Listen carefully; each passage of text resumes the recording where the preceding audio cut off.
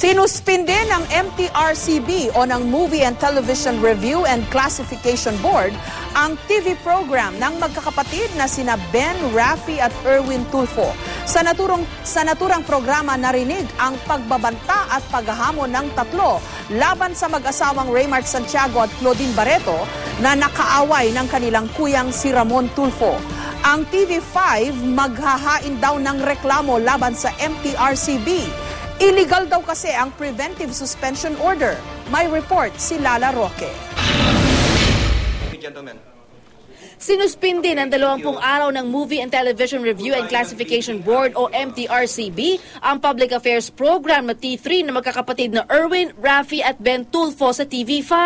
Iyan ay makaraang ulanin daw ng reklamo ang ahensya dahil sa pagsasahimpapawid ng Tulfo brothers ng kanila umanong pagbabanta at paghahamon sa mag-asawang Raymart Santiago at Claudine Barreto na nakaaway ng kuya nilang si Ramon Tulfo sa NAIA 3. The ad hoc committee has granted the motion of MTRCB Legal Counsel to place the program T3 Kapatid Sagot Kita under preventive suspension.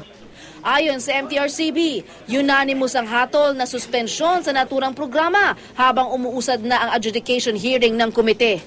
Nagsimula na ito kanina at dinaluhan ng ilang kinatawan mula sa TV5.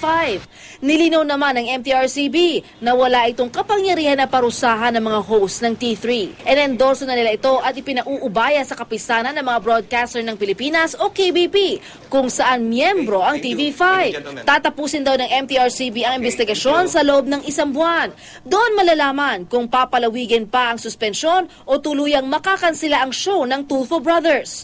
Ang TV5 umalma sa nila illegal na preventive suspension sa T3. Maghahain daw sila ng reklamo laban sa MTRCB bukas. Wala silang power to close down a news program. Wala sa batas nila yon. Husgado lang ang pwedeng gumawa nun. Magkukomply tayo dun sa suspension order pero hindi natin sinasabi na tama yon. So bukas, maghahain kami ng demanda. Ayon sa TV5, ang ginawang aksyon ng MTRCB ay banta raw sa kalayaan ng broadcast industry at ng iba pang news programs. Violation ng press freedom yan eh. Yung talent, pagkakamali niya, di ba? So kung sa tingin nila may lagnabag pang ibang batas, alam nila kung anong gagawin nila. Pero hindi na pwedeng sabihin sa network, yung palabas na yan, yung news program nyo, itigil na nyo muna yan. Wala yun. Kahit sino pang abogado ang tanungin nyo, walang power ang MTRCB na gawin yun. Naniniwala ang TV5 na hindi ito nagkulang sa self-regulation sa kanilang mga programa at mga host. Matatandaang una nang pinatawan ng 3-day suspension ng TV5 ang Tulfo Brothers dahil sa issue. At sa kabila ng pagkwestiyon, susunod naman daw sa utos ang TV5. I have the greatest respect for the MTRCB chair. She has done a very good job as a regulator. But I think this particular matter about really the expansiveness of their power has to be questioned in court.